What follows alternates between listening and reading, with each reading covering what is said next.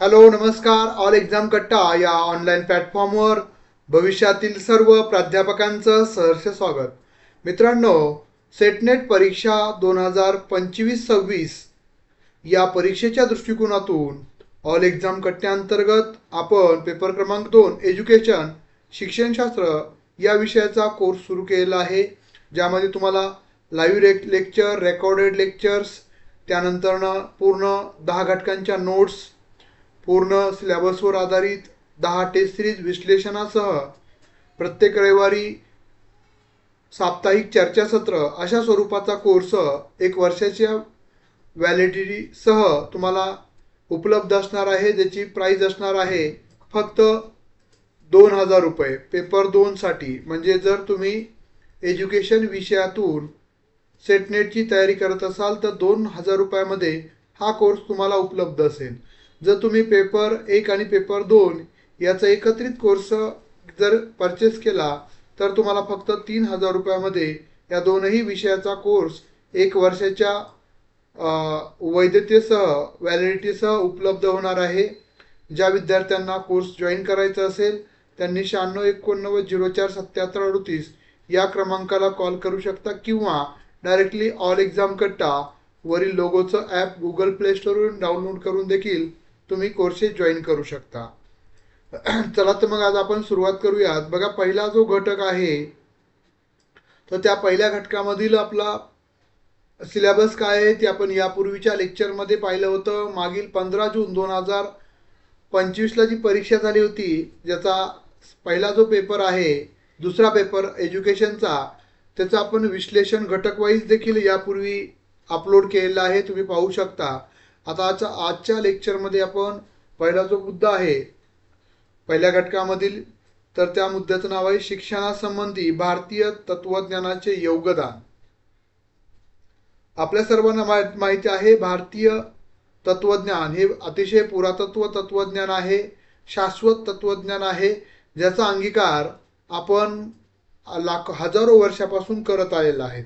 तर त्याच्या संदर्भातील विश्लेषण आणि त्यावरचे प्रश्न सराव आपण या लेक्चरमध्ये, या व्हिडिओमध्ये पाहणार आहोत. आपण जर या चॅनलला नवीन असाल तर निश्चितच आपला व्हिडिओ आवडल्यानंतर व्हिडिओला लाईक आणि आपल्या मैत्रिणीला शेअर करायला विसरू नका.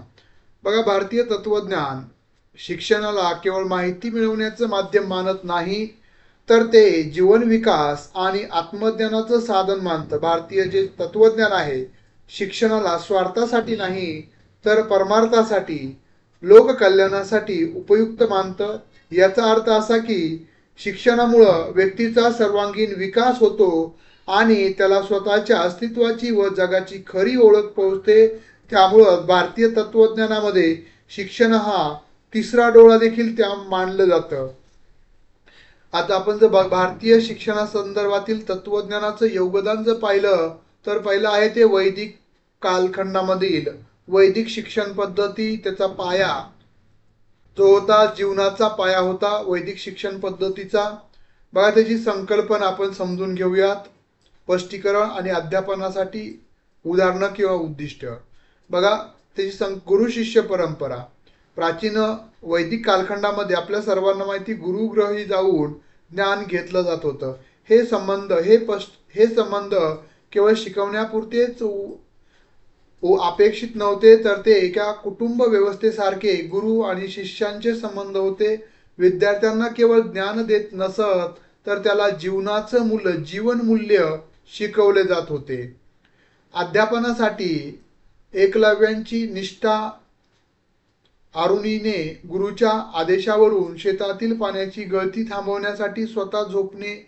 यामुळं गुरुबद्दल आदर आणि समर्पक भाव आणि नैतिक मूल्यावर भर हा गुरु शिष्य परंपरेमध्ये वैदिक कालखंडामध्ये होता, असं आपल्याला एकंदरीत दिसून येतं.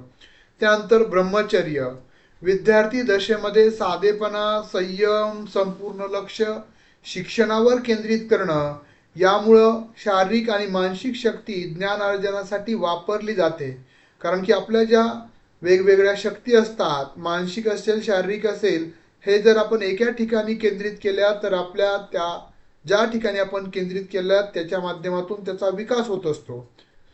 उदाहरणार्थ बघा, आजच्या काळात विद्यार्थी सोशल मीडिया आणि इतर विचलनापासून दूर राहून अभ्यासावर पूर्ण लक्ष कसे केंद्रित करू शकतात याची तुलना ब्रह्मचर्याशी करता येते.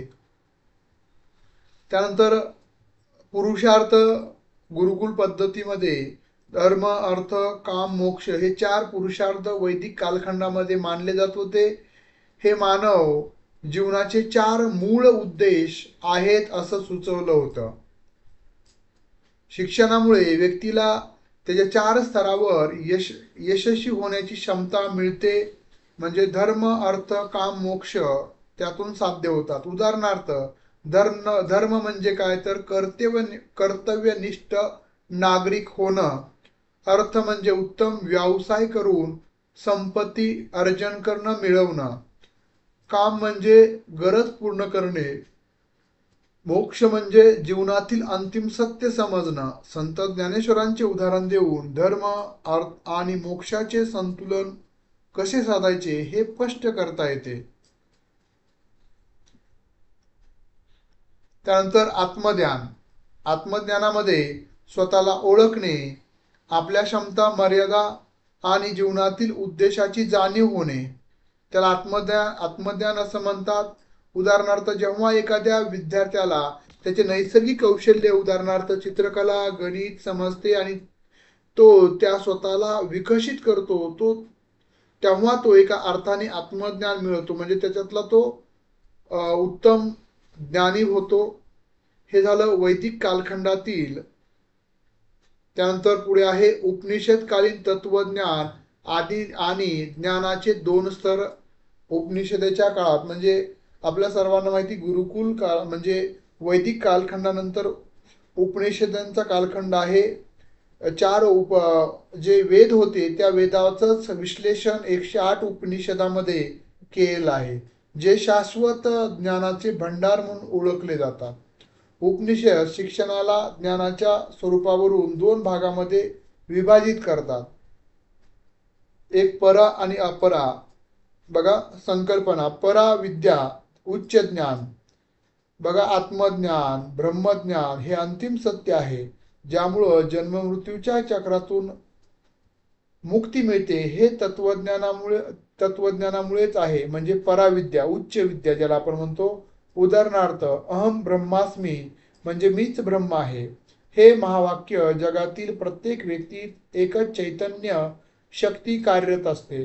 त्यामुळं अवघा भेदभाव अमंगळ असं संत तुकाराम महाराज म्हणतात. हे समजून घेणं म्हणजे पराशक्ती. म्हणजे तुमच्या आणि माझ्यामध्ये काही द्वैत नाही, तुमच्या आणि माझ्यामध्ये काहीच फरक नाही.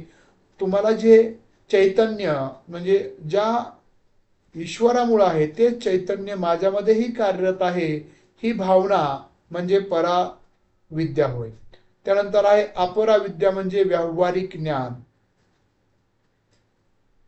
वेदांचे, विज्ञानाचे, तर्कशास्त्राचे ज्ञान हे जग चालवण्यासाठी आवश्यक असतं, ज्याला आपण भौतिक ज्ञान म्हणूयात. हे म्हणजेच अपराविद्या होय. उदाहरणार्थ आजच्या काळात विज्ञान, तंत्रज्ञान, कला, इतिहास या सर्व विषयाचे शिक्षण म्हणजे अपराविद्या होय. उपनिषद सांगतात की पराविद्येसाठी अपराविद्या हा पायऱ्यांसारखाच महत्त्वाचा आधार आहे. अशा पद्धतीनं परा आणि अपरा या 2 विद्या या त्या काळामध्ये म्हणजे उपनिषद कालखंडामध्ये ज्ञान अर्जनासाठी महत्त्वाच्या मानल्या जात होत्या. त्यानंतर आहे आत्मा व ब्रह्म आणि विश्व. बघा शिक्षणामुळं व्यक्तीला आत्मा म्हणजे स्वतःचं मूळ समजतं, ब्रह्म म्हणजे परमसत्य आणि जे विश्व म्हणजे जगत याच्यातील अखंड संबंध समजून यायला मदत होते. उदाहरणार्थ जसे सोन्याचे दागिने अनेक असले तरी सोन्याचं मूळ तत्व एकच आहे, तसेच विश्वातील अनेक जीवामध्ये ब्रह्म हे तत्व समान आहे. याचा विसर पडल्यामुळं आपण भेदभाव हा करत असतो. हेच यामध्ये या तत्वज्ञानामध्ये सांगितलेलं आहे. त्यानंतर त्याच्यानंतरचा कालखंड आहे बौद्ध किंवा जैन तत्वज्ञान. आपण कालखंडानुसार त्या काळातील तत्वज्ञान पाहत आहोत, बौद्ध व जैन तत्वज्ञान. नैतिकतेचा आधार या तत्वज्ञानाला होता. बौद्ध व जैन तत्वज्ञान शिक्षणातून नैतिकता, करुणा आणि व्यावहारिक जीवन यांचं उपयुक्त ठरणारं गुण विकसित करण्यावर भर देतं. याची संकल्पना जर आपण जाणून घ्यायचं असेल तर ते आपण खालील पद्धतीनं पाहून घेऊयात. बौद्ध व जैन तत्वज्ञानामध्ये अहिंसा केवळ शारीरिक हिंसा टाळणे नव्हे तर विचार आणि शब्दांनीही कोणालाही दुखावणं टाळणे, इतरांच्या भावनांचा आदर करणं हे तत्वज्ञान सांगतं अहिंसे संदर्भात.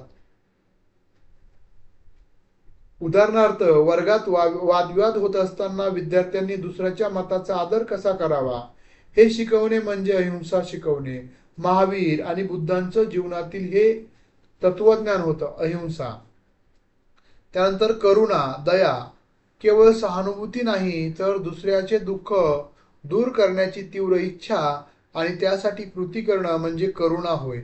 उदाहरणार्थ मदर टेरेसा, संत गाडगेबाबा, संत तुकडोजी महाराज यांच्या कार्यातून आणि मूल्यातून करुणा समजून येते. त्यानंतर शील व सदाचार, चांगले वर्तन, प्रामाणिकपणा, सत्य बोलणं हे नैतिक शिक्षणाचं मूळ आहे. उदाहरणार्थ परीक्षेत कॉपी न करणं, शिक्षकांचा आदर करणं, दिलेले वचन, दिलेला शब्द पाळणे हेच शील होय. ध्यान मनाला एकाग्र करून आंतरिक शक्ती प्राप्त करणे आणि विचारांवर नियंत्रण ठेवणं म्हणजे ध्यान होय. आपली जी ऊर्जा आहे, आपली जी विचारशक्ती ती एकत्र केंद्रित करणं म्हणजे ध्यान. उदाहरणार्थ विद्यार्थ्यांना दररोज 5 मिनिटं शांत बसून आपल्या स्वतःच्या श्वासावर लक्ष केंद्रित करायला शिकवणं. यामुळं त्यांची एकाग्रता, अभ्यासातील सातत्य आणि ध्येयनिष्ठता वाढवण्यासाठी मदत होऊ शकते. अशा पद्धतीनं बौद्ध तत्वज्ञान, त्यानंतर आपण बघितलं उपनिषद तत्वज्ञान आणि वेदकालीन तत्वज्ञानामधील शिक्षणाचं महत्त्व, शिक्षणाचा उद्देश. भारतीय तत्वज्ञानाने शिक्षणाला एक पवित्र आणि जीवन बदलणारं साधन मानलेलं आहे. विद्यार्थ्यांना केवळ नोकरीक्षम बनवणं नाही तर त्याला एक उत्तम माणूस, जबाबदार नागरिक आणि आत्मज्ञानी व्यक्ती बनवणं हेच या वेदकालीन, बौद्धकालीन, जैनकालीन आणि उपनिषदकालीन शिक्षणाचं ध्येय होतं. तर या तीनही संकल्पना आपल्याला समजल्या असतील तर आपण त्या तीनही संकल्पनावर आधारित परीक्षाभिमुख दृष्टिकोनातून तुमची परीक्षा ही वस्तुनिष्ठ स्वरूपाची आहे. त्यामुळं आपण जे डिस्क्रिप्टिव्ह विश्लेषणात्मक जो अभ्यास करतोय त्याला आपण वस्तुनिष्ठ स्वरूपामध्ये कन्वर्ट केलं पाहिजे. त्यामुळेच आपण प्रत्येक उपमुद्दा झाला की त्यावरचे प्रश्न घेतोय. पहिल्या घटकातील जे 10 मुद्दे आहेत त्यातले आपण 3 मुद्दे अभ्यासलेले आहेत. त्याच्यावरचे प्रश्न बघूयात. भारतीय तत्वज्ञानानुसार शिक्षणाचा अंतिम उद्देश केवळ अर्थ म्हणजे संपत्ती, काम म्हणजे गरजा किंवा पूर्ण करून नसून मानवी जीवनातील 4 पुरुषार्थापैकी कोणता आहे? धर्म, अर्थ, मोक्ष, काम, इच्छा. योग्य उत्तर काय आहे तर मोक्ष. बाकी दिलेलं इथं अर्थ दिलंय, काम दिलंय, फक्त इथं मोक्ष. पूर्ण करणे नसून मानवी जीवनात 4 पुरुषार्थापैकी कोणता आहे तर तो आहे मोक्ष, मोक्ष प्राप्ती. बघा भारतीय तत्वज्ञानानुसार आत्मज्ञान प्राप्त करून जन्ममृत्यूच्या 86 फेऱ्यातून मुक्त होणं म्हणजे मोक्ष हे शिक्षणाचे सर्वोच्च अंतिम उद्दिष्ट आहे. धर्म, अर्थ आणि काम हे पुरुषार्थ मोक्षाकडे जाण्याचे साधन मानले जातात. दुसरा प्रश्न आहे उपनिषदकालीन तत्वज्ञानात ज्ञानाचे 2 प्रकार सांगितलेले आहेत. त्यापैकी कोणत्या प्रकारात ब्रह्मज्ञान आणि आत्मज्ञान यांचा समावेश होतो? तर अपराविद्या, पराविद्या, अविद्या, शारीरिक विद्या. तर योग्य उत्तर आहे पराविद्या, बी पर्याय. बघा त्याचं स्पष्टीकरण. पराविद्या हे उच्च ज्ञान आहे जे अंतिम सत्य म्हणजे ब्रह्मज्ञान आणि आत्मज्ञानाकडे नेते. या उलट अपराविद्या भौतिक व्यावहारिक ज्ञानाशी, उदाहरणार्थ वेद, तर्कशास्त्र, विज्ञान यांच्याशी संबंधित आहे. पुढचा प्रश्न आहे 3रा. वैदिक शिक्षण पद्धतीमध्ये ब्रह्मचर्य या संकल्पनेचा खालीलपैकी कोणता महत्वाचा अर्थ शिक्षणाशी संबंधित आहे? तर योग्य उत्तर काय आहे बघा, केवळ गुरुकुलात राहणं, संपूर्ण शारीरिक व मानसिक संयम आणि शिक्षणावर एकाग्रता, गुरूंची निस्वार्थी सेवा करणं, आणि ड केवळ धार्मिक विधी करणं. तिसऱ्या प्रश्नाचं योग्य उत्तर काय आहे? तर ब म्हणजे दुसरा पर्याय, संपूर्ण शारीरिक आणि मानसिक संयम आणि शिक्षणावर एकाग्रता. बघा, ब्रह्मचर्य म्हणजे इंद्रियावर नियंत्रण ठेवून विद्यार्थी दशेत साधेपणानं राहणे आणि सर्व शक्ती ज्ञानार्जनासाठी वापरणे. गुरुकुलात राहणे आणि सेवा करणे हे त्यांचे भाग असले तरी मूळ अर्थ संयम आणि एकाग्रता हाच आहे. पुढचा चौथा प्रश्न बघा, विधान दिलेले विधानं ओळखायची आहेत. पहिलं विधान ए, बौद्ध व जैन तत्वज्ञान नैतिक शिक्षणावर अधिक भर देते किंवा देतात, कारण नैतिक शिक्षणामुळे अहिंसा आणि करुणा यासारख्या मूलभूत तत्वांची स्थापना होते. पहिला पर्याय विधान ए आणि कारण आर दोन्ही सत्य आहेत आणि आर हे एचे योग्य स्पष्टीकरण आहे. ब, विधान ए आणि कारण आर दोन्ही सत्य आहेत परंतु आर हे एचे योग्य स्पष्टीकरण नाही. क पर्याय, विधान ए सत्य आहेत परंतु कारण आर असत्य आहे. ड, विधान ए सत्य आहे परंतु कारण आर हे असत्य आहे. योग्य उत्तर आहे ए पर्याय. बघा, बौद्ध जैन तत्वज्ञान शिक्षणाद्वारे अहिंसा आणि करुणा यासारख्या नैतिक मूल्यांच्या विकासाला प्राधान्य देतात. या मूल्यांची स्थापना हाच या नैतिक शिक्षणावर भर देण्याचा मुख्य उद्देश आहे. त्यामुळं ए पर्याय बरोबर आहे. पुढचा प्रश्न आहे पाचवा, उपनिषदकालीन तत्वज्ञानानुसार अविद्या अज्ञान कशाशी संबोधले जातं? सत्य ज्ञान मिळवण्याची इच्छा, केवळ भौतिक जगालाच अंतिम सत्य मानणे, क वेद आणि शास्त्रांचे अपुरे ज्ञान, ड गुरु शिष्य परंपरेचा अभाव. योग्य उत्तर आहे केवळ भौतिक जगालाच अंतिम सत्य मानणं म्हणजेच अविद्या म्हणजेच अज्ञान. बघा, स्पष्टीकरण, अविद्या म्हणजे आत्मज्ञान नसणे आणि नश्वर व परिवर्तनीय भौतिक जगालाच म्हणजे संसारालाच अंतिम सत्य मानणे हे एक अविद्या आहे. त्यामुळं ब उत्तर बरोबर आहे. बाकी बघा, सहावा प्रश्न अशा पद्धतीनं प्रत्येक उपमुद्द्यावर आपण प्रश्न त्याचं म्हणजे जोड्या लावा असतील त्याचे प्रश्न आणि त्याच्यावरचे स्पष्टीकरण उत्तरासह स्पष्टीकरण दिलेले आहे.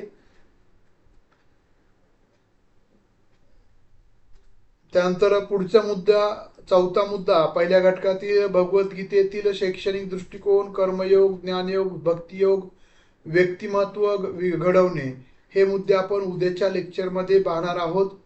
अशा पद्धतीनं सर्व मुद्दे, त्याचं विश्लेषण आणि त्यावरचे बघा अशा पद्धतीचे प्रश्न आपण घेत आहोत.